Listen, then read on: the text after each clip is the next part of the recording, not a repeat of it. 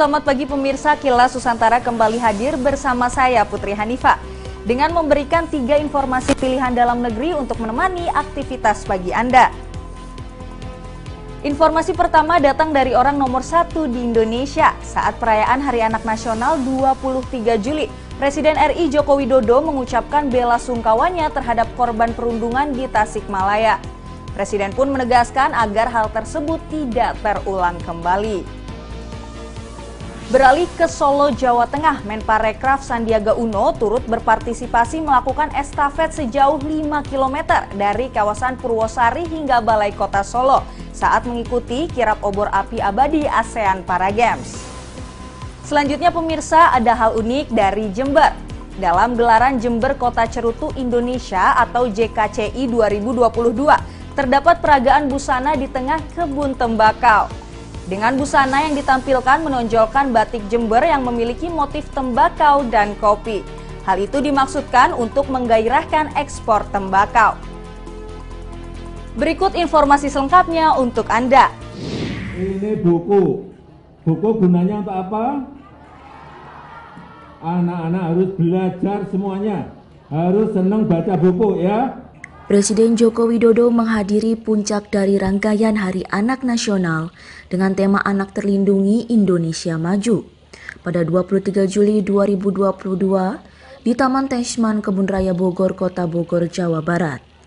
Dalam acara tersebut, anak-anak yang hadir tampak antusias mengikuti jalannya acara, terlebih saat Presiden Jokowi melakukan pertunjukan sulap di depan anak-anak dan pemangku kepentingan. Ini buku kalau dibuka apa? Coba dilihat. Kosong. Teriak lagi, simsalabim. Simsalabim. Coba buka lagi.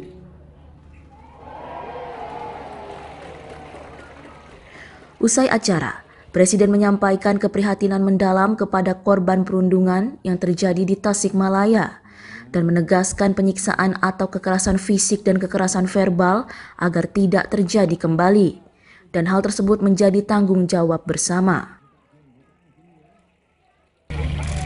Pertama-tama saya ingin menyampaikan bela sungkawa yang mendalam atas kejadian di Tasikmalaya, dan ini adalah tanggung jawab kita semuanya.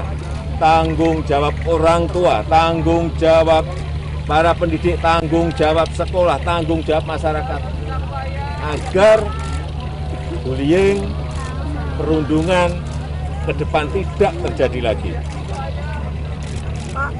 Inilah yang harus kita jaga bersama-sama agar anak-anak kita ini memiliki dunia bermain, dunia anak-anak dengan keceriaannya mereka.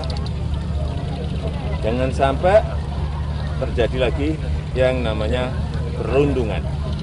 Di acara tersebut, Kepala Negara juga mengingatkan dan memberi pesan agar anak-anak terus belajar, berdoa, serta tetap menjaga kesehatan. Dari Bogor, Jawa Barat, Egan Surya Hartaji, Kantor Berita Antara mewartakan. Siapa yang bisa?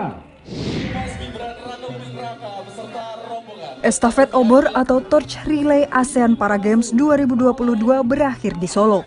Menteri Pariwisata dan Ekonomi Kreatif Sandiaga Uno dan Wali Kota Solo Gibran Rakabuming Raka turut ambil bagian dalam pawai obor penanda segera dimulainya ASEAN Para Games. Estafet obor ASEAN Para Games ke-11 dimulai dari Simpang 4 Purwosari hingga Balai Kota Solo. Obor dibawa secara estafet selama hampir 5 km. Sebelumnya, pawai obor ASEAN Para Games dilakukan dengan rute Grobogan, Semarang, Sukoharjo, dan Karanganyar.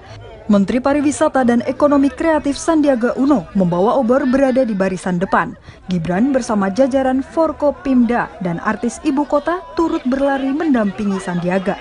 Rombongan kemudian masuk ke dalam Stadion Sriwedari dan disambut ribuan warga yang berada di dalam dan luar stadion. Obor kemudian dibawa mengelilingi stadion. Sesudahnya, pawai obor dilanjutkan di sepanjang area Car Free Day hingga Balai Kota. Setibanya di Balai Kota, Gibran yang sekaligus sebagai Ketua Indonesia ASEAN Para Games Organizing Committee, INASPOK, membawa obor ke panggung dan menyalakan kladron dari api yang dibawa.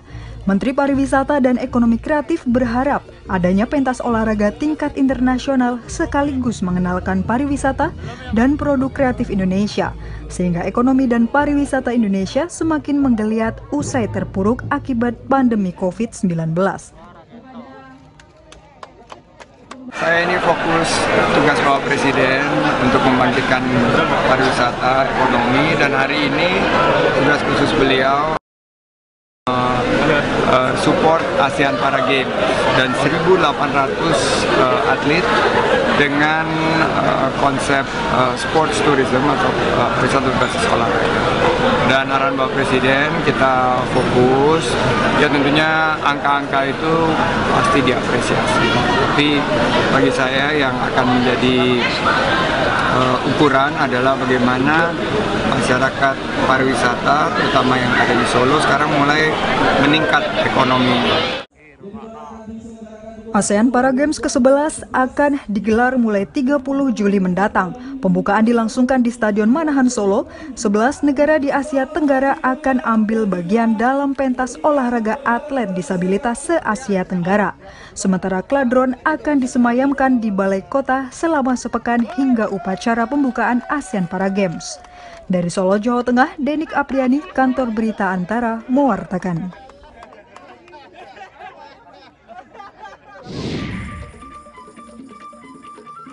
Ada kegiatan menarik yang digelar dalam acara Jember Kota Cerutu Indonesia JKCI 2022. Selain melihat secara langsung proses pengolahan daun tembakau hingga menjadi produk cerutu yang berkualitas, tamu-tamu perwakilan dari 10 negara yang hadir juga menikmati kesenian tradisional dari Kabupaten Jember, Jawa Timur. Pada Sabtu sore 23 Juli, kesenian daerah yang ditampilkan adalah seni musik patrol yang biasanya dimainkan di saat bulan Ramadan saja. Selain itu, juga ditampilkan tarian labako yang menggambarkan aktivitas wanita-wanita Jember saat mengolah daun tembakau. Peragaan busana juga dihadirkan menonjolkan batik khas Jember dengan motif daun tembakau dan kopi dilakukan di tengah kebun tembakau. Keragaman acara ini diharapkan mampu mengangkat citra tembakau Indonesia di saat gelaran JKCI 2022 yang mempertemukan para penjual, pembeli, dan peminat tembakau dari berbagai negara.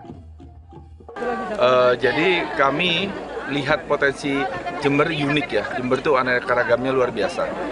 Kami melihat dengan potensi yang begitu besar, orang akan senang. Dengan senang dan percaya, mereka akan juga percaya untuk investasi Indonesia. Itu yang saya harapkan. Salah satu potensi unggulan, jadi tidak salah kalau dikatakan Jember Kota Cerutu. Nah ini harus kita lestarikan, kita harus dorong. Pak Febri kemarin sudah melakukan promosi ke beberapa negara Eropa, responnya juga sangat positif. Mudah-mudahan ini betul-betul bisa menjadi